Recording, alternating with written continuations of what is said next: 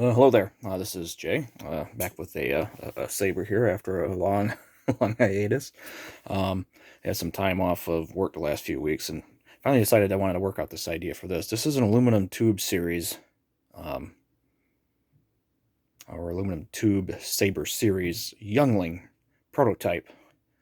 This will be mainly for people with smaller hands, like say, I don't know, 5, 6 to 10-year-olds, 11-year-olds, 12-year-olds, somewhere around there that really don't need a full-sized handle, but can still get two hands comfortably on this one.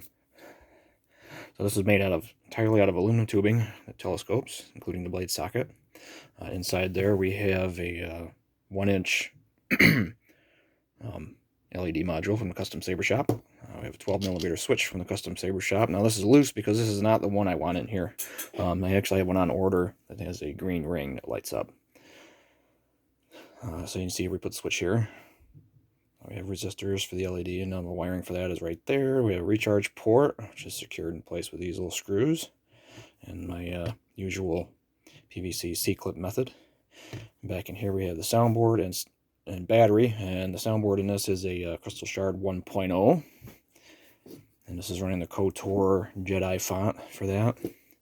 It's just a standard speaker, a cover tech there, and let's go ahead and power this up. It's actually pretty loud for its size. Of course, a lot of that has to do, there's no blade on it, and there's a opening for the switch here. A lot of the sound actually does come out of the little sound holes back here,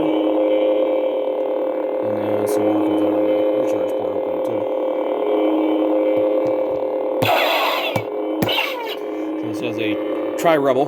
Now this saber is basically built with some spare parts. I had to buy the tubing for it, however. So the tri-rebel that's in this is a green, and it's a very, I don't know, I'd say probably a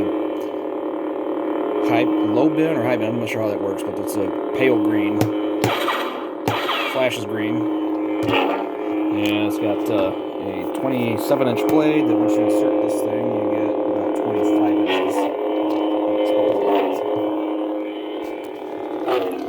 It's pretty bright.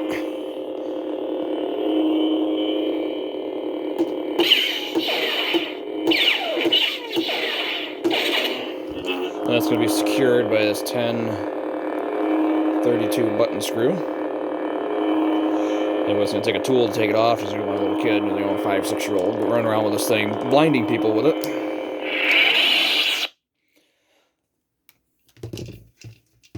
Let's go ahead and get this blade out. It's a fairly snug fit. This is one of my oldest blades. It actually was used on one of my personal sabers. I cut it down to fit this one. The other thing I have for this is a nylon, which is polycarbonate tip, which you can't really permanently glue that on there very well. The nylon just doesn't want to stick. Pay no attention to the mess over there. Okay, so there you go. There's a prototype. I'm not probably going to build a whole bunch of these, but just in case I ever need to, I now have an idea plan here. I got to draw some specs up for this. Maybe I can get somebody to machine some of these tubes for me. It'd be a lot easier.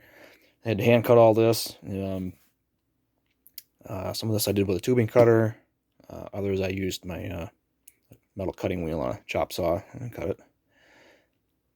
But these little grip marks, this is something I've done for years, actually over a decade. Tubing cutter, just tight enough to leave a mark. Spent a lot of time sanding on this stuff, and this has been sanded with 1000 grit paper and then polished.